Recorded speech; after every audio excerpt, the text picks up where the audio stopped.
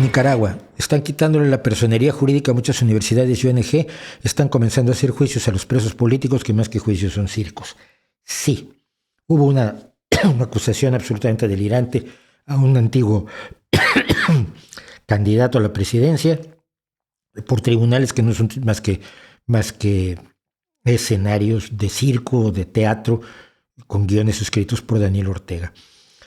Yo fui de los que apoyaron a los sandinistas porque había una dictadura horrorosa en Nicaragua, una dictadura espectacularmente desagradable, una dictadura asesina, torturadora, brutal, que no le daba ningún valor a las personas en Nicaragua.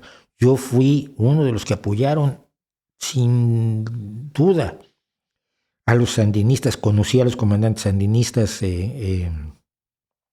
refugiados en México.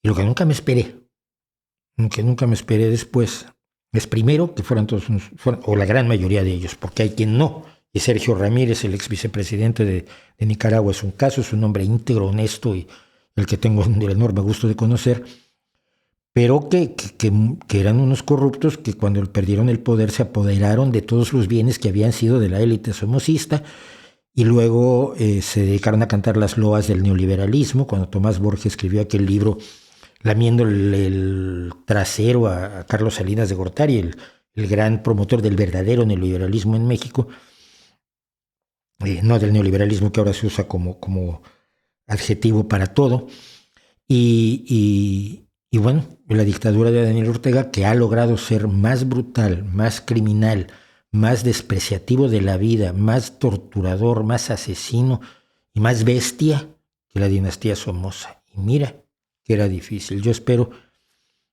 sinceramente